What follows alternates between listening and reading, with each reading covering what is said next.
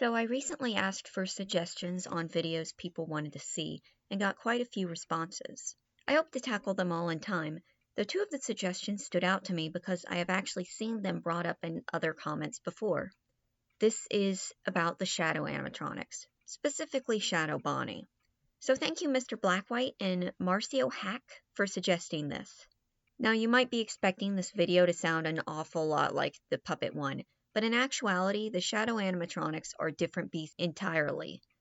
And I think their application into the plot might explain their own deflation out of it as well. Let me explain. And let me start with what the Shadow Animatronics are. The Shadow Animatronics, or Shadow Freddy and Shadow Bonnie, also known by another name that I will not attempt to pronounce right now, were a couple of hallucinations or ghost apparitions that appeared in Fnaf 2. Because of their mysterious nature, they caught the eye of fans. I can't stress this enough, but no matter the amount of theorizing surrounding them, there was absolutely no obtainable lore in Fnaf 2. They quite literally were just hallucination glimpses that were prone to speculation. And by prone to speculation, I mean they were the frequent target of theories. Though Shadow Bonnie tended to get more fan attention, which led to what came later. The only game where the Shadow Animatronics had a true impact on the story was Fnaf 3. The Shadow Animatronics appear again in that game, not to be confused with the similarly ghost-like Phantom Animatronics who, admittedly, might be in a similar vein. In Fnaf 3, Shadow Freddy and Bonnie's importance is inflated quite a bit, having active roles in the minigames. Now they're actual bait for theories.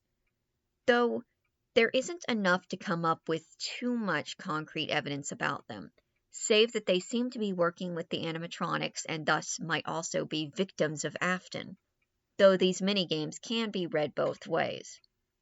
I didn't know this until I started to research again, but apparently the minigames show other Shadow Animatronics, and since they are also characters shown as phantoms, maybe that's a suggestion that they're the same. Maybe these aren't Shadow Animatronics at all, since Shadow Bonnie is purple and they're black. Maybe Shadow Bonnie is related to Afton because he's purple and has a similar look to him. None of this is confirmed, and since the follow-up Fnaf World didn't really clarify this might be one of those this is how it be situations. Because honestly, it's not vital to know if the Shadow Animatronics and the Phantom Animatronics are the same. The important thing is that Fnaf 3 cemented them in having at least a somewhat bigger role in the story than Fnaf 2. That is, if these minigame characters are the same characters as in the games. Fnaf World features both Shadow Freddy and Shadow Bonnie again, though it should be noted that there is a notable difference in this game. Bonnie has gotten a new name, Requasfosfafix. There's no other significant story element with these two. While Fnaf World contextualizes Fnaf 3, there's no additional information on either of these characters. Remember when I said Shadow Bonnie got more fan attention? Well, that is probably why after this point Shadow Freddy mostly dropped off, and Shadow Bonnie took the starring role as the Shadow Animatronic. Though it should also be noted that after this point, except possibly one exception, and that is a complicated exception, Shadow Bonnie has no story relevance at all. Shadow Freddy does apparently have a cameo at the beginning of Pizzeria Simulator's Fake Out minigame, but it's quite small.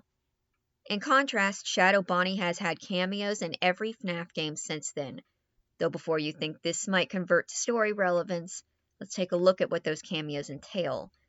First, he appears as a secret antagonist in Ultimate Custom Night alongside characters like the Mini-Renas. Not shocking, since half of the cast is here, except Shadow Freddy, notably. Though you would think his role as a secret animatronic would give him some sort of significance, it kinda doesn't. He's just, again, another secret animatronic. He has a cardboard cutout Easter egg in Help Wanted and Security Breach. The same one, actually.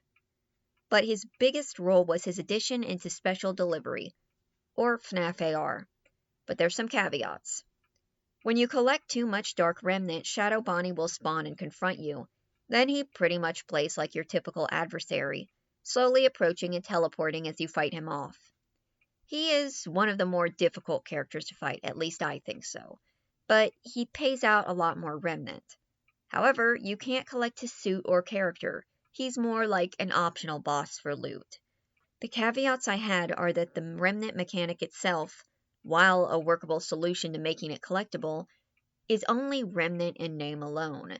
It has little similarity to the Remnant mentioned in both the games and the books, which is basically haunted metal. Here it's glowing balls of light, sort of like the Karma signifiers in Soulstorm. So we can't say this confirms that Shadow Bonnie is Dark Remnant because Dark Remnant itself doesn't exist in the usual continuity. By the way, Fnaf AR was apparently abandoned, which sucks because they still have their shop open from what I know. I hate those mobile games or Facebook games that put on the air of still being updated when they actually aren't and then keep those shops wide open. I've seen other games do it a lot worse than Fnaf AR though. The final appearance we should mention is Shadow Bonnie's appearance in the Fazbear Frights books, because surprisingly, he actually has his own story. And as far as character mechanics go, he functions in a similar way to what we might see in the games, haunting an arcade machine and a child who plays it until the child dies. It's one of those stories that feels appropriate for a FNAF book.